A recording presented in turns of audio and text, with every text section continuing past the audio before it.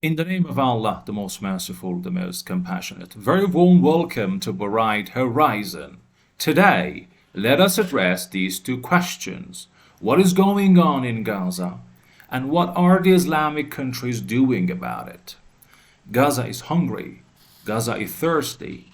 Gaza is dying. Hunger has worn out the strength of men, women, children, and the elderly. Gaza is barely standing on its trembling legs.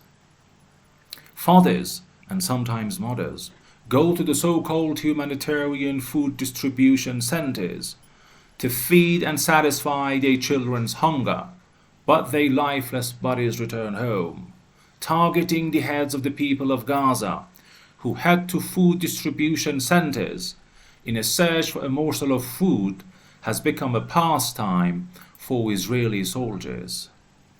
For over 70 years, the Palestinian people have been displaced from their homes and their land and property have been looted. However, over the last year, the operations of the Israelis have taken on a more unprecedented tone. The boots of Israeli soldiers on the throats of the Gazans have choked their lives. The drinking water in Gaza has been contaminated and no food shipments are allowed to enter Gaza. Israeli soldiers can see the Palestinian children to be their enemies, and under the pretext that they have been brainwashed, they are directly shot in the head by the Israeli soldiers. The Gazans, who have roots in this sacred land, with Palestine being their ancestral homeland, are being threatened with murder and forced out of their homes based on the ideology of the Jews, who believe that other races are creatures that should serve the Jewish nation. Any resistance leads to their death. The Gazans have become homeless, whose only possessions are blankets, clothes, and a few empty dishes for food and water. Gaza is hungry. Gaza is thirsty. Gaza is dying. But amidst all this, the actions of some leaders of the Islamic countries are noteworthy. Instead of exerting political pressure on the Israeli government to free Gaza from this hostile famine and shameless situation, officials of a so-called Islamic country are sending shrouds to Gaza. Gaza is hungry. Gaza is thirsty. Gaza is dying.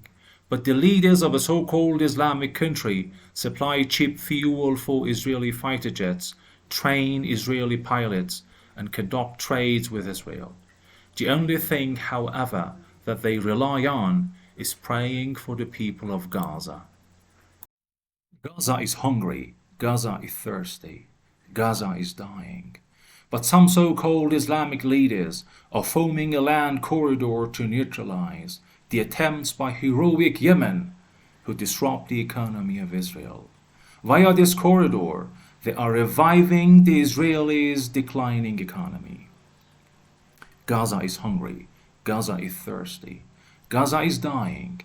Each and every one of us is obliged both morally and ideologically to take a step, no matter how small it will be, to ward off this terrible disaster.